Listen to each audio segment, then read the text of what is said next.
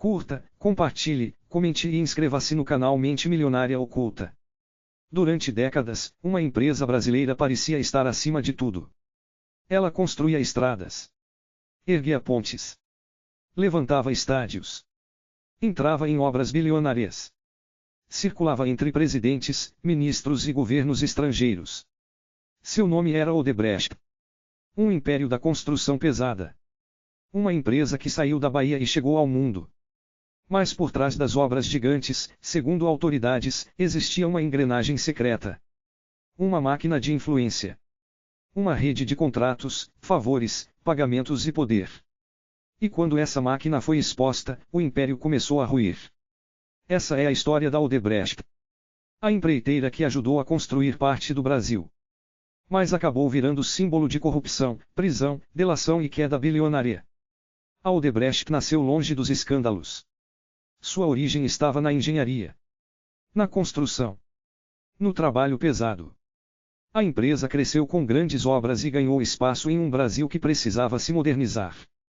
Estradas, usinas, aeroportos, metros e projetos públicos. Onde havia obra grande, havia chance de contrato milionário. E a Odebrecht aprendeu a jogar esse jogo como poucos.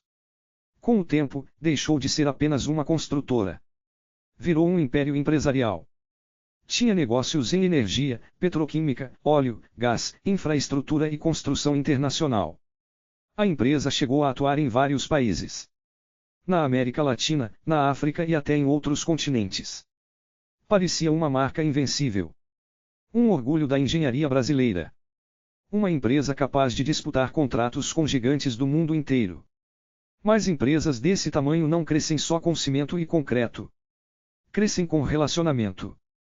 Crescem com acesso. Crescem com influência. E foi aí que a história começou a ficar sombria.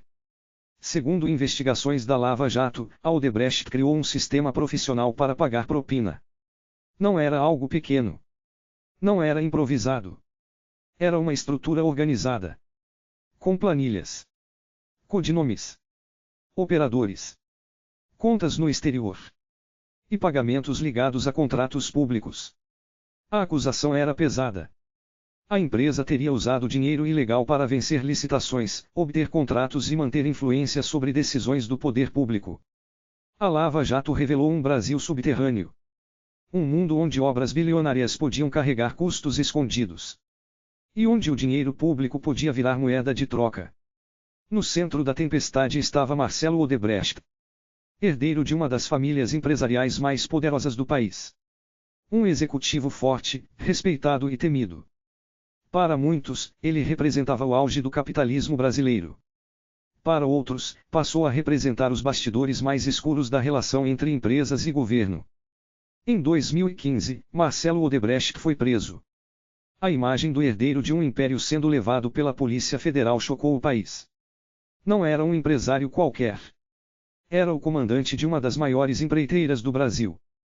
Pouco depois, ele foi condenado a 19 anos e 4 meses de prisão. A queda foi brutal.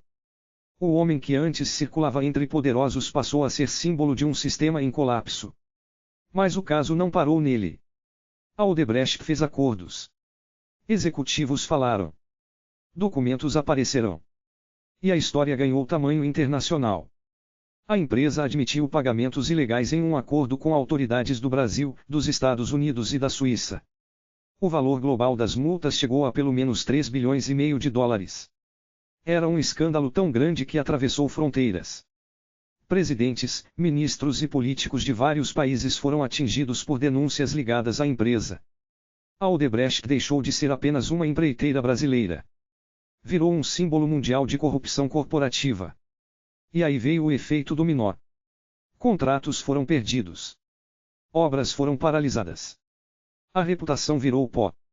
Bancos ficaram desconfiados. Governos se afastaram. Fornecedores sofreram. Empregos desapareceram. A empresa que parecia poderosa demais para cair começou a sangrar. O império que cresceu com obras públicas passou a ser sufocado pela falta de confiança. Porque no mundo dos negócios, confiança vale mais que concreto. Quando ela desaparece, nem o maior prédio fica de pé. Em 2019, a Odebrecht pediu recuperação judicial. As dívidas envolvidas chegavam a dezenas de bilhões de reais. Foi uma das maiores recuperações judiciais da história do Brasil. A empresa que um dia parecia mandar no jogo agora pedia proteção para sobreviver. Era o retrato perfeito da queda. De império global a empresa endividada. De orgulho nacional a marca tóxica. De símbolo da engenharia a sinônimo de escândalo. Depois, veio uma tentativa de renascimento. A Odebrecht mudou de nome. Passou a se chamar Novonor. Mas mudar o nome não apaga a memória. Para muita gente, a marca antiga continuou viva. E não como lembrança de obras grandiosas, mas como lembrança de um dos maiores escândalos do país. Essa é a parte mais forte da história. A Odebrecht não caiu apenas por causa da Lava Jato. Ela caiu porque o sistema que sustentava seu crescimento foi exposto. Quando a engrenagem escondida veio à luz, o império perdeu sua base. E o que parecia força virou fraqueza. O que parecia influência virou prova. O que parecia acesso virou condenação pública. A Odebrecht mostra uma lição dura. Crescimento sem ética pode parecer genial por muitos anos. Pode gerar contratos. Pode gerar fortuna. Pode criar bilionários. Pode construir obras gigantes. Mas, uma hora, a conta chega.